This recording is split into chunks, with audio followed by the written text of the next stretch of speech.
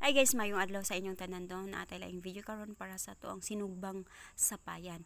So ingani lang siya guys, hugasan lang siya taman mahinlo na atong sapayan. So isugbad ay nato karon og after ana pagsugba pag nagred na ang pikas bali-balihon lang nato ang hitsura sa atong sapayan. So after ana pag na-red na ang tanan, ibutangan lang nato og sinapchap na garlic na kailangan lutoon sa daan ang garlic, then pagka humagluto na, then luto na ang shrimp di ay ibutang nato ang gipino-pino nato nga garlic mga kaprobinsyana. So lami ni siya kaayo sa mga ganahan sa homemade or sa dili mo kaon sa restaurant, ingani lang atong himuon mga kaprobinsyana.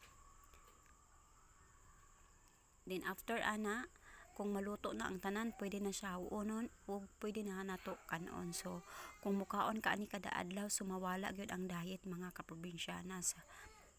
So ang kalabasan ani high blood o mutambo ka. So lami siya kaayo as in guys. So daghan kaayong kanon mahurot. So og daghang salamat sa inyong tanan.